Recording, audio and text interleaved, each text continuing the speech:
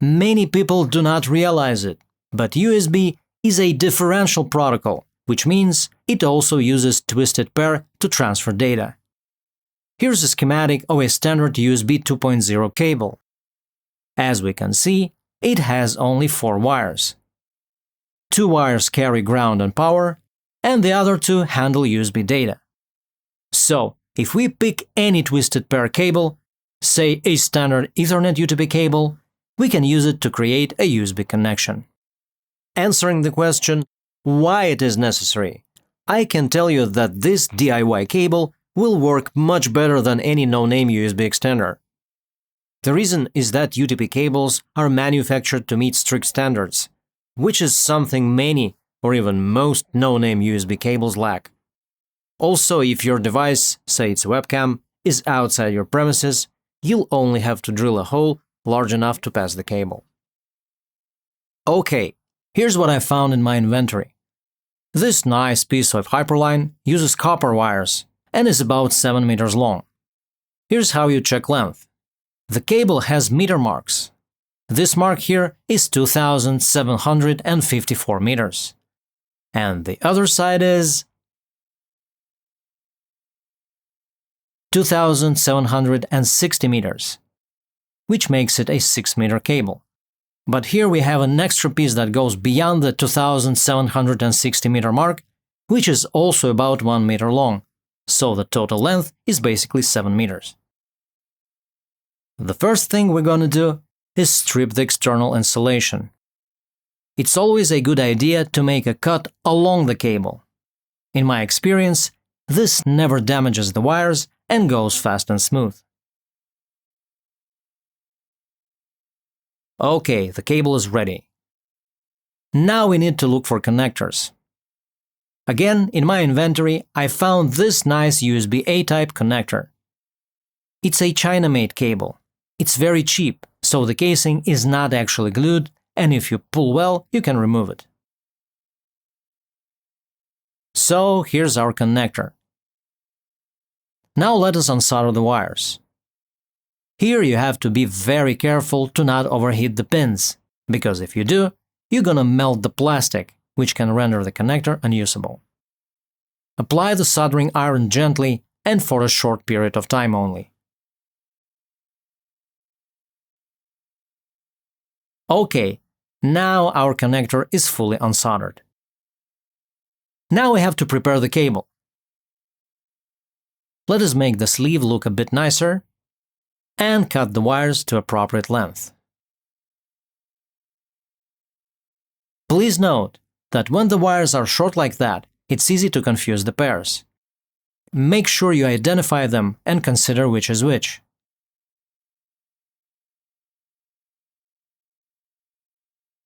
And the cable doesn't fit into the hole. We're gonna have to drill it. If you have to, make sure to also do it very gently, because the connector plastic is really thin, and if you apply the drilling bit with force, you can easily break it. I'm going to use a drill bit of a smaller diameter as a milling cutter here. Now, to help the cable slip through the hole, we will use some Scotch tape. Let me apply it around the cable and wires.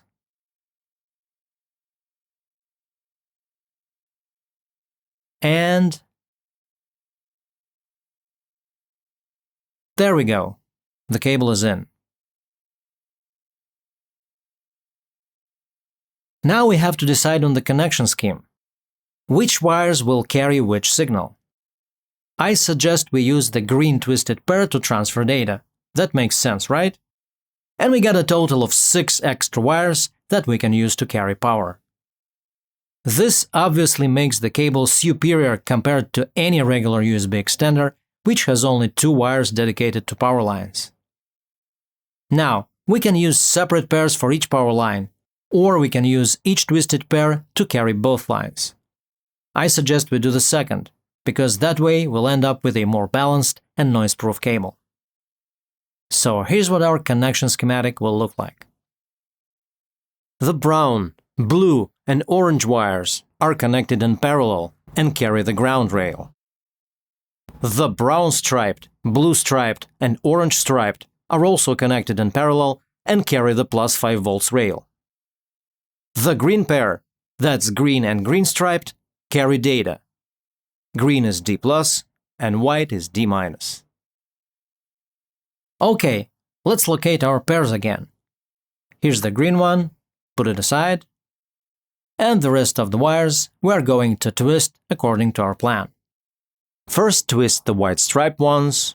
It will be the plus 5 volts power rail.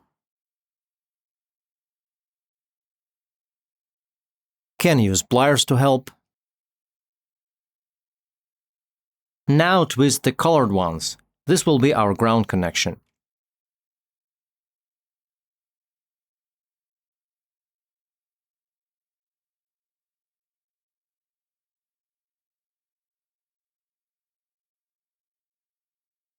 Let us now tin the wires. You have to act gently here in order not to melt wire insulation.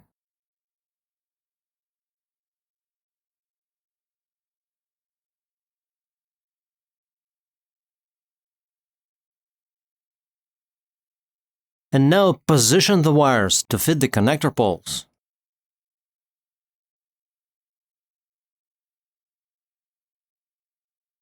Looks like our green pair is too long. Let's cut it to appropriate length and retin it.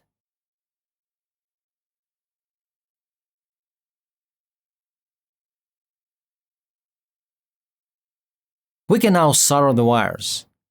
Green goes first, then the white,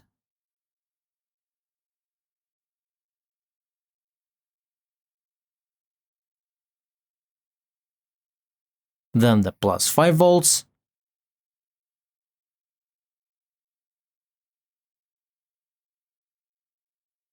and ground is the last one.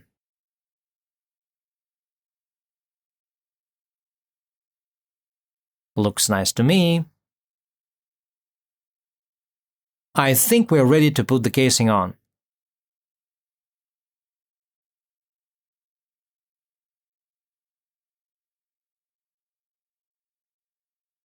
Looking great.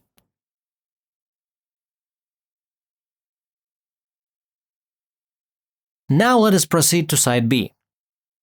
Make the sleeve look nice again. Split the pairs.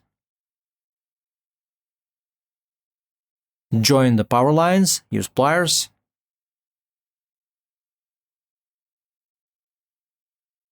Finally, tin all the wires.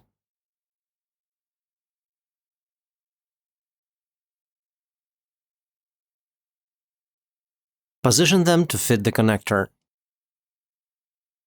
Remember, the colored wires are the ground, the white striped are the positive power rail. We need to cut the green pair to correct length again. Here.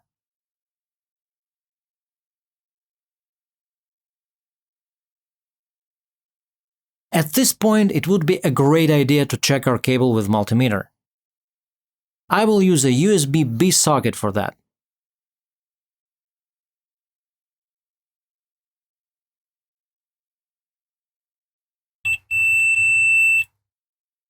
Ground connection.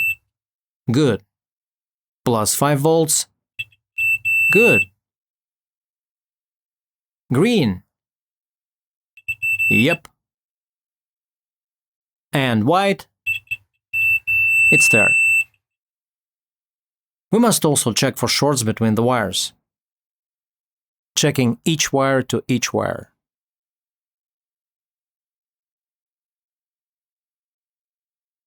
No shorts.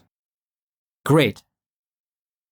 Now, as for the B-side connector, it's pretty useless to try and pry open the USB-B socket of a factory-produced cable, because it will all be filled with glue that's very hard to remove. You'll just end up with a broken connector with loose contacts.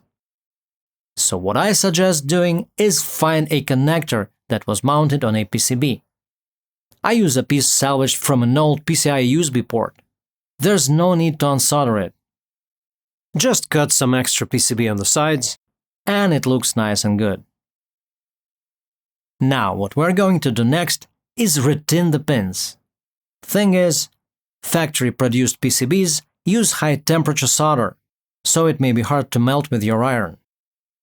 In order to save the insulation of our wires and not do this while soldering, we will do it beforehand. Like this. Okay, time to solder our cable. I will use some heat shrink to make it look nice and insulate properly. But before we can proceed, we need to figure out the pinout of the connector. Basically, we only need to know where the ground pin is, because like I said, the order of USB signals is always the same. And here we got a nice little tip that explicitly tells us which the ground pin is. Can you see it?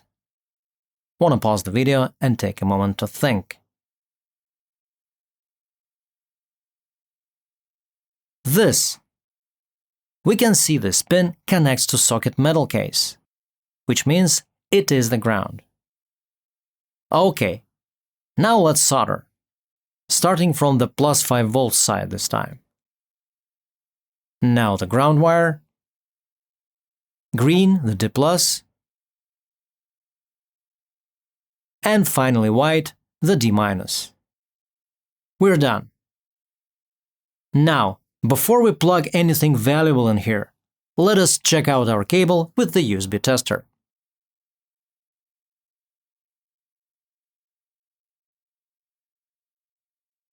Okay, looks like at least we got the power lines right. It's pretty hard to confuse the order of the signal lines because they are always ground, green, white, power. But let's see how it works now. Let me get my laptop and a flash USB drive and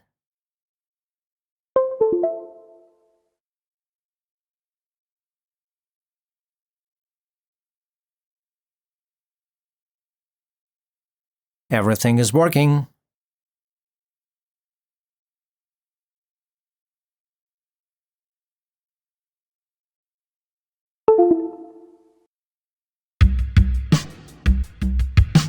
Alright, that's it for today. If you like this video, please don't forget to comment, share and subscribe. If you are interested in purchasing equipment or parts shown in this video, please check the description. And if you'd like to pour me some Bitcoin or Ether, please use wallet numbers that you can also find in the description. This was Mattino. Be good.